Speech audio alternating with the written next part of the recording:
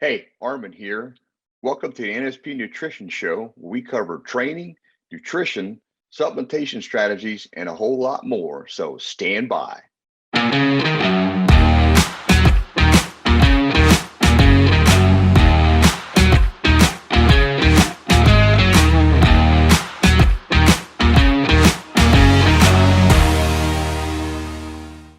Hey, and welcome to the NSP Nutrition Show. I'm Armin Eckelbarger.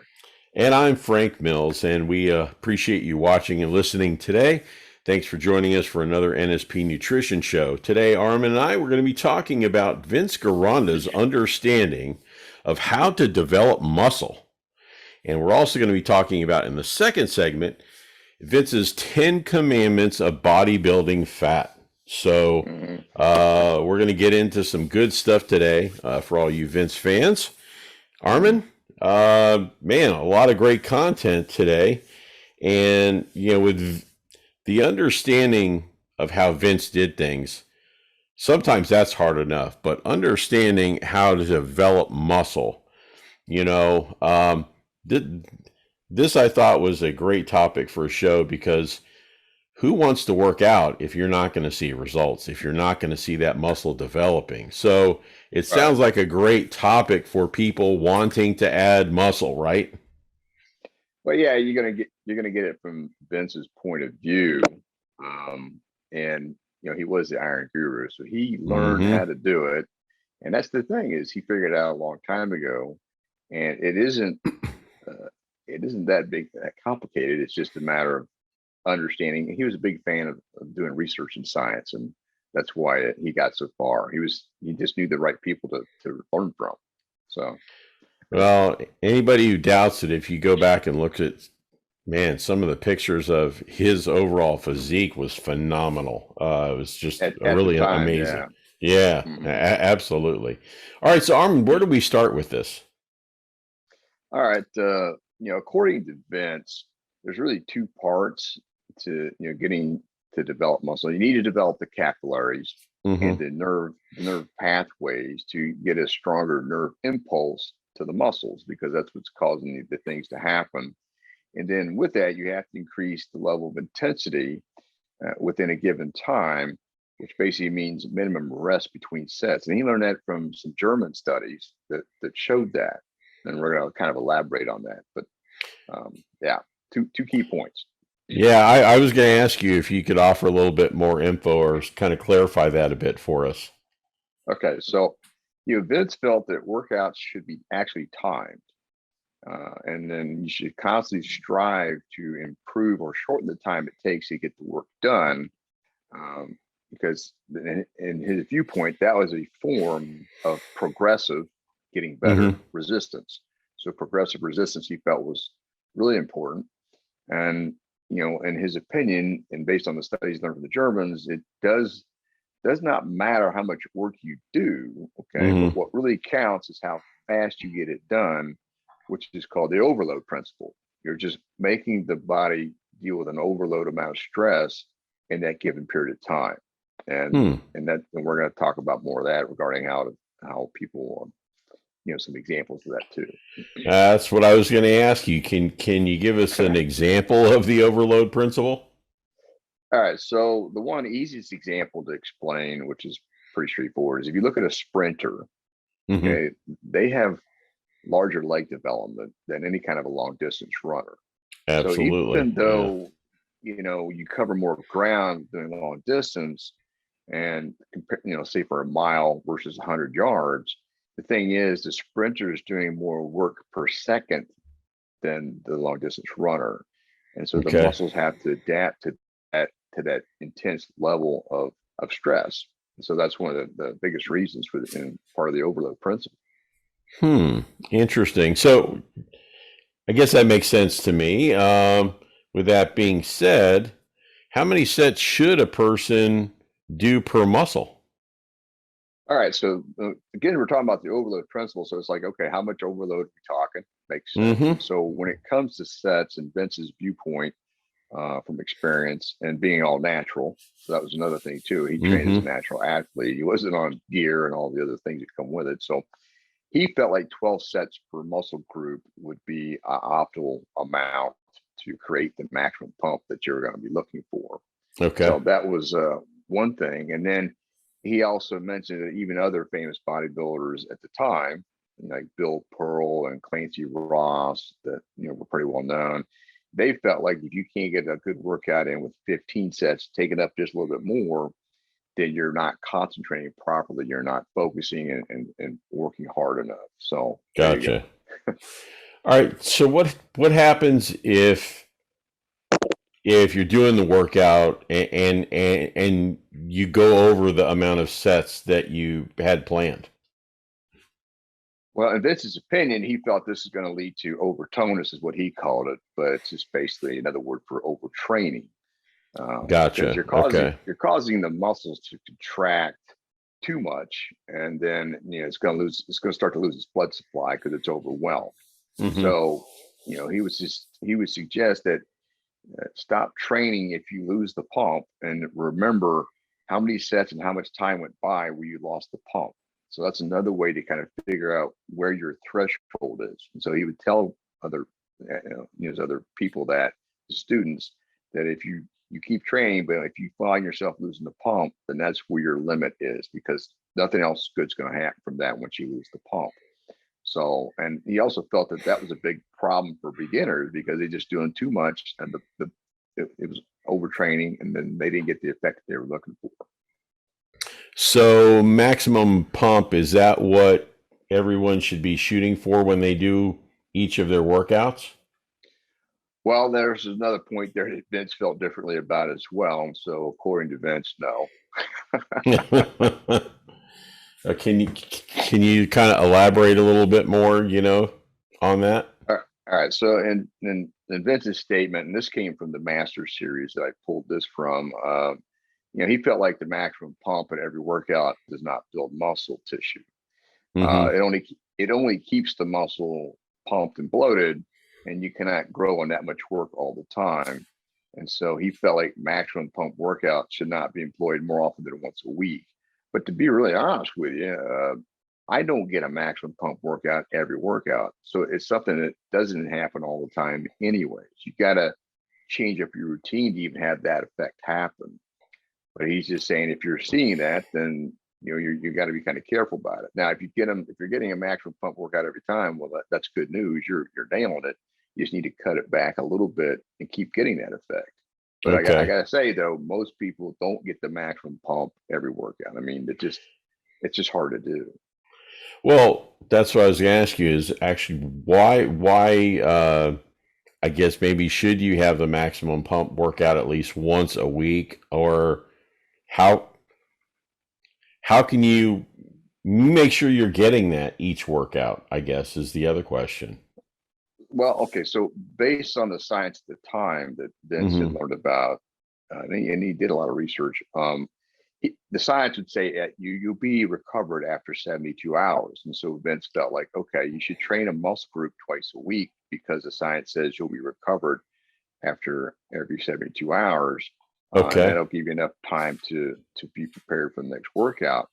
But I got to tell you this, I've done that, and I think is if you're in a perfect world, you're getting the perfect amount of sleep, you're getting the right amount of nutrition, you don't have a lot of Mm-hmm. stress, and you're eating the right supplements.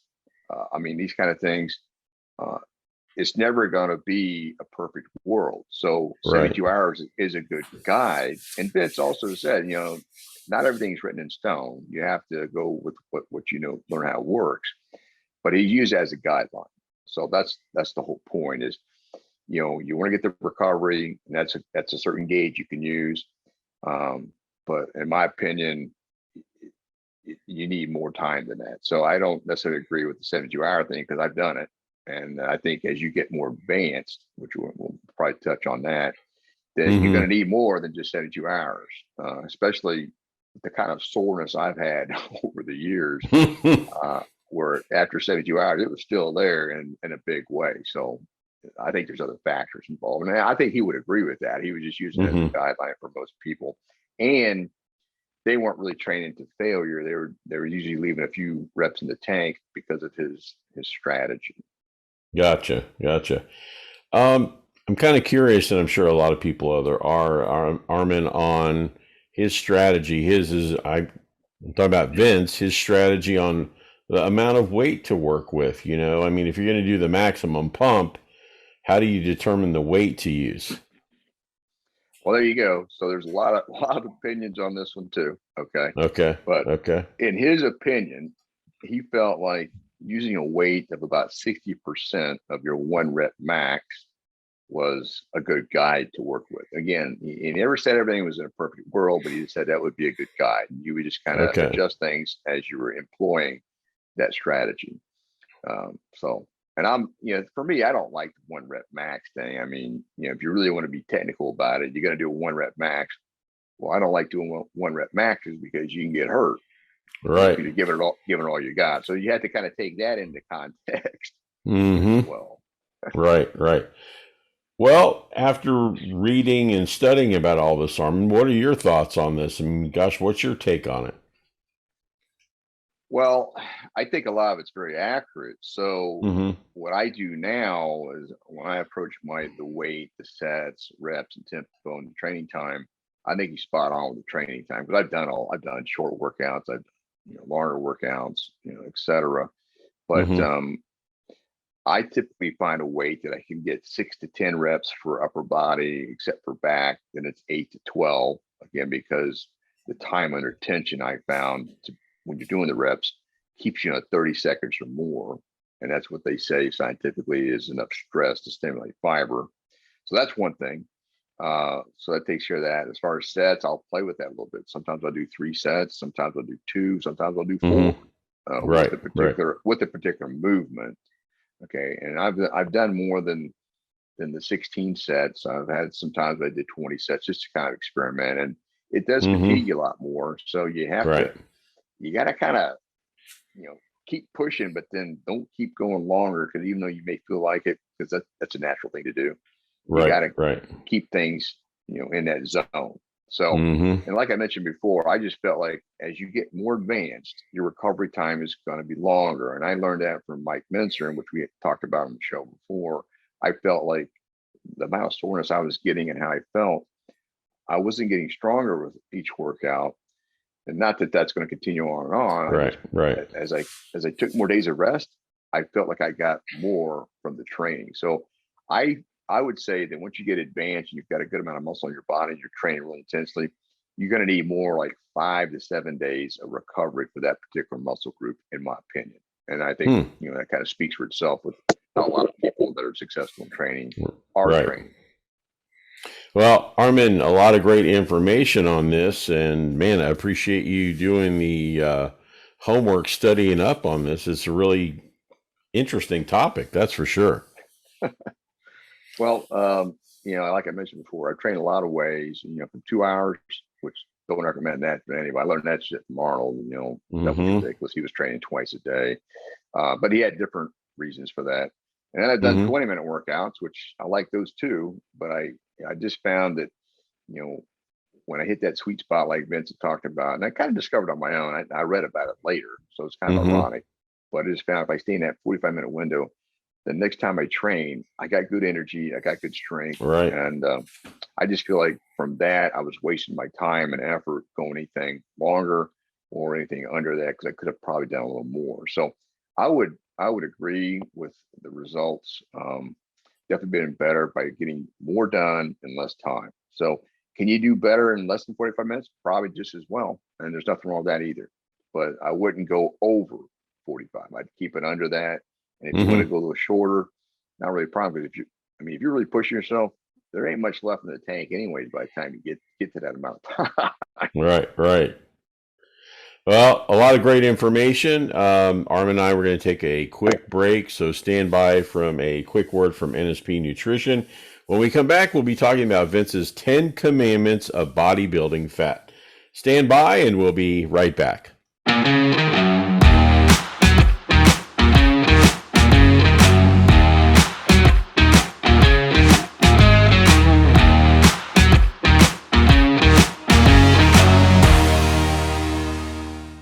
Hey, and welcome back to the NSP Nutrition Show. I'm Armin Eckelbarger.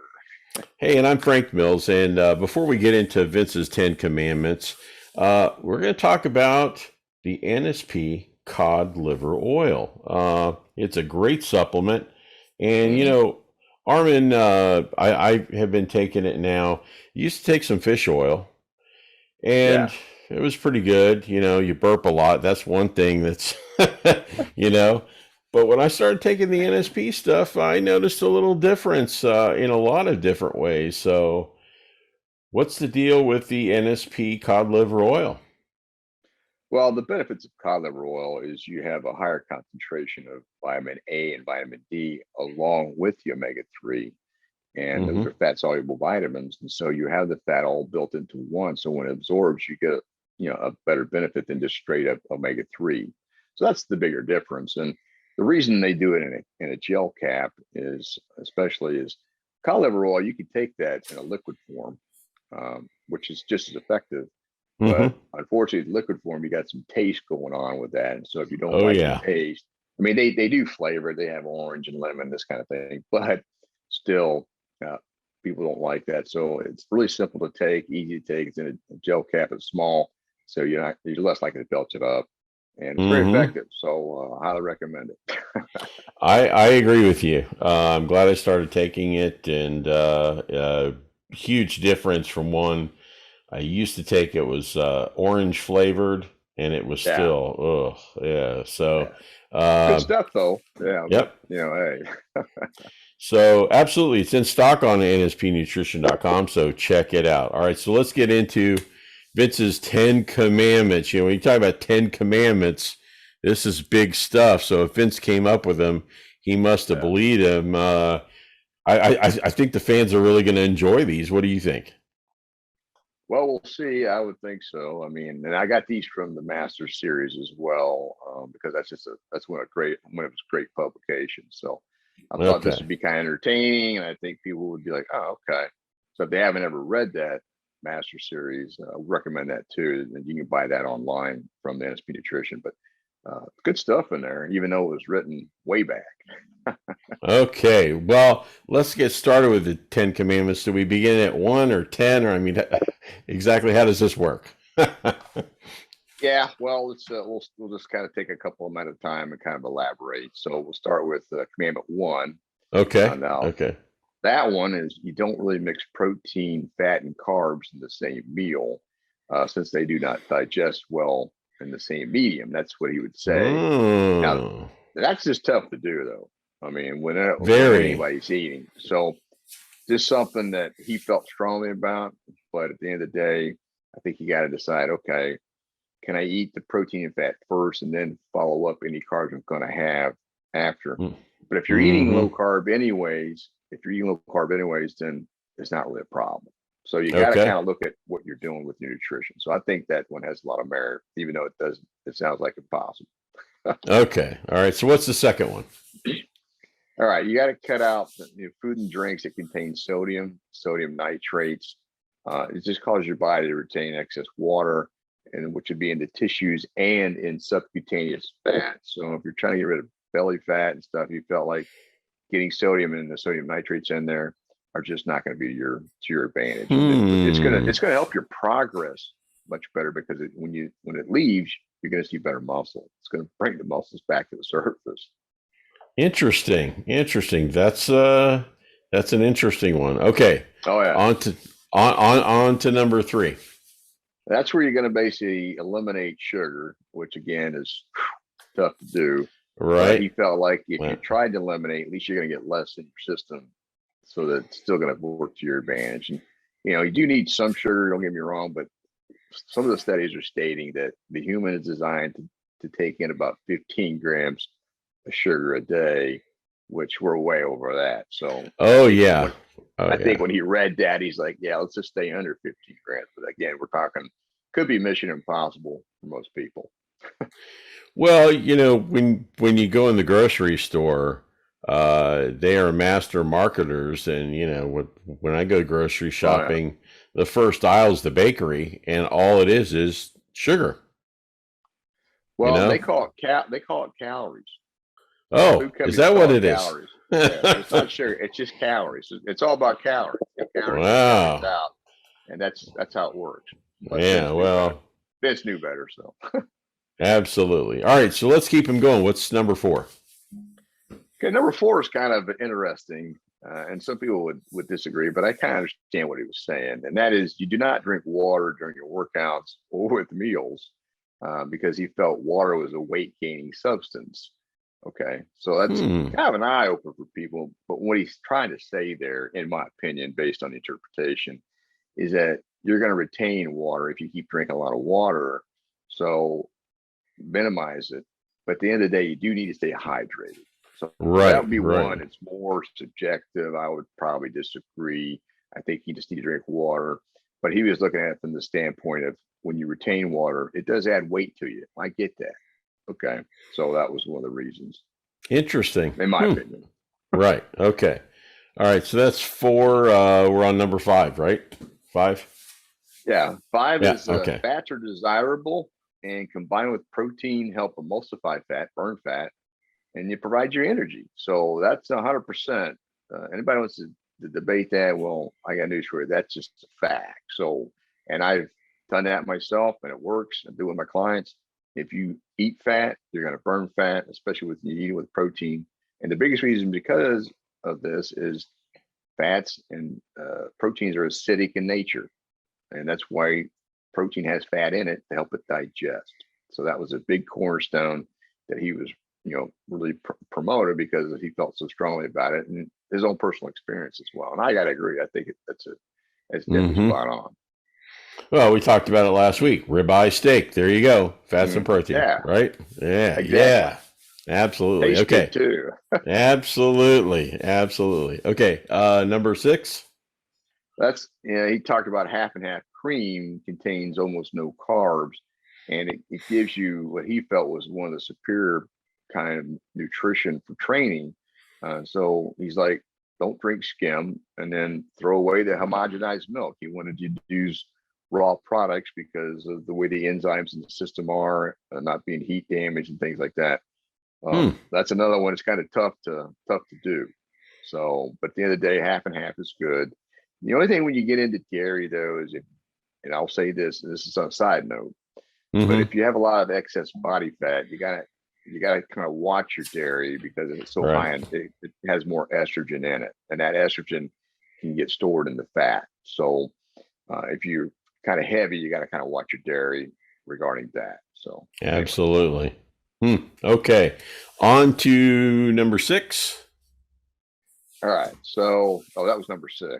Oh, Yeah, 6. Okay. So on to 7. Okay. Sorry. yeah, 7. Wow. Well, Okay. 7 is like, this is like nothing to come out of Prince's mouth more often than eating eggs. Eggs are the most inexpensive source of protein. And he's like, Yep. so go with the best eggs. And he always promoted fertile eggs. So big note there. Well, Now, and there's so many fertile eggs ways. are, well, they're not easy to find. So that's the big Right. negative. But they, Right. he really strongly believed about fertile eggs. Wow. Okay. Okay. Number 8. All right, this is the big carb.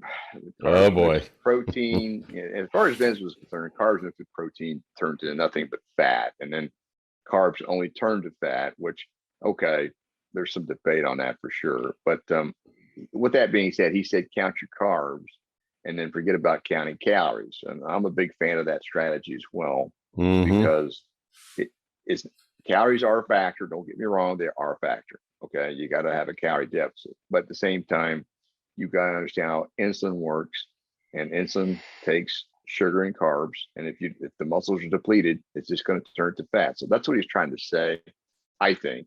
But he just did things in a blunt way, like don't eat carbs, period, because all it's going to do is turn to fat. So kind of to get people to stop focusing Right. on Right. carbs so much. Well, and it's hard, but on a lot of the diets that are out there right now, the popular ones, they want you to eat 0 carbs for the most part, right? I mean, we're just seeing it. That and sugar. Stay away from carbs and sugar. So, yeah, it's kind of interesting that Vince knew about a lot of this stuff way before a lot of other Oh people yeah. were even thinking about it, All right, so on to number 9. All right. So, stress, this is regarding stress and hyperactivity. He felt like that got in the way of your digestion of your food. So he felt you got to really manage that because if you don't digest your food properly, it's not going to help with your developing your muscle. Mm-hmm. So he always felt like, and I remember reading this in multiple publications, he always focused on eat your food slowly. Okay. And then that way it breaks down, it's going to be absorbed better and it's going to fill you up. And then he felt like that's going to help you enjoy life more just by Mm-hmm. letting everything digest better and more effectively. Wow. And stress. Now, Armin, just asking here, stress. Are we talking about mental stress? Or are we talking about maybe physical stress or any stress? I would say he was talking about stress in general. So it can be mental, it can be Okay. physical. If you don't feel right, that's a different type of stress, and it can affect your Mm-hmm. digestion. So yeah, I mean, the bottom line is when you're not stressed, Right. everything Right. seems to work really well. But when you're Mm-hmm. stressed, and things start happening, and it starts leading to other things. So Right. it's always better to be non-stressed as far as just your body. Now, don't get me wrong, you do need some stress, like Right. exercise is stress and fasting is stress. There's mild levels of stress, but you kind of know that when you're doing it. It's the stress that you're not really being able to control so much. That's kind of mental would be my Mm-hmm. opinion on that one too. So, And eating slowly is a big one. oh yeah, Gosh, yeah. I've have this one friend, as you said, that I have this one friend that will get wings, right? And mm, I'll order anywhere from 10 to 20. He always gets yeah. 50, and he can eat Oh his my 50 god, before I eat my 20. yeah. I don't He just recommend that. inhales. That's not good. It's not good. Okay. Drum Yeah. roll. On to the last one, number 10. What's number 10? Number 10 is it's kind of an obvious one. If you're a smoker, it's not going to help you Uh, with building muscle. It constricts the muscle. It affects your capillaries, which is not good. mm-hmm. So you're not going to be able to make the gains. You're not going to get the blood flow you're looking for. Another thing about smoking is it causes calcification in the arteries. So if you're a chronic smoker, you're going to have problems later on. And one of the other things is I've kind of learned this through my brother's a nurse and other people that my father-in-law that went through a quadruple bypass is if you get calcification in your arteries, then they like, especially like in the legs, you won't be, if you have a heart attack, they won't be able to pull that vein out of there and use it for your heart because of Mm. the smoking. So smoking is just unfortunately just not good for you, period. But it's not going to help you if you're trying to look better, feel better as far as your heart health and then building muscle. Absolutely. A- Absolutely. It's a bad habit. If you do have it, boy, that's one to stop. And even the Yeah. vaping is even worse. So just, man, whoever thought that would be Yeah. a good idea? Let me ingest or inhale a chemical instead of a nicotine smoke. Wow, it's just crazy. Well, anytime you That, put in smoke in the lungs, yeah, there's going to be a reaction to that. The lungs are yep, designed to filter the air. I get that, but that's putting it under a lot of pressure, in my opinion. So, at, but hey, at, absolutely. And they also have a lot of the videos online. I actually watched one the other day mm, of showing healthy lungs, and they actually had a model that they had made of healthy lungs and how they worked. And mm. then they showed lungs of a smoker and how they Oh worked. yeah, yeah, Wow. Uh, that reinforced my thoughts. So, hey, it's absolutely fine. All all right. So right. we went over the 10 commandments. Anything else to wrap up, Armin? Well, in my opinion, most of the things that Vince said are spot on. So if you're looking to improve, getting rid of body fat, improve your muscle tone, I would look at them very seriously and Mm-hmm. adjust your nutrition to work in that direction. I've looked up a lot of stuff science wise that Yep. he's had in here, and it matches up. So he read it from other science related books and other doctors. He does quote a lot of doctors in some of his books and stuff. So he just didn't guess it. He got good information, then he implemented it, and he says, "Hey, this is what works," and it does work. Well, as usual, Armin, you come through with more great information. I'm sure everybody appreciates it, but what we Uh, appreciate is comments and suggestions and some topics for some new shows, right?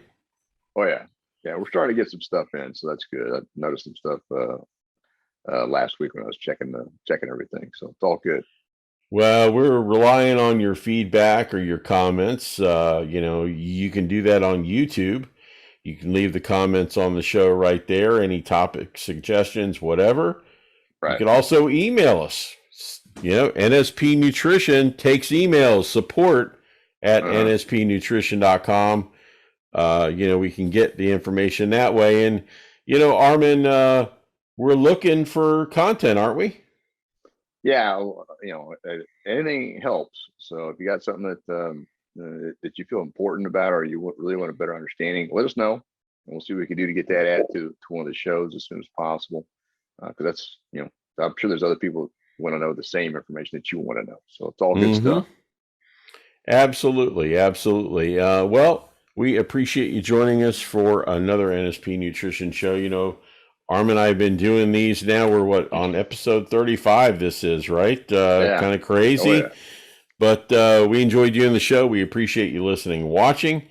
Thank you for joining us, and check back next week for another brand new episode of the NSP Nutrition Show. Hey, thanks for checking out the NSP show. Go to nspnutrition.com where you can find a whole heap of resources to help you achieve stunning definition and eye-popping levels of muscularity. Don't forget you can save 10% on your first order by using the code NSP show at the checkout. Catch you next time.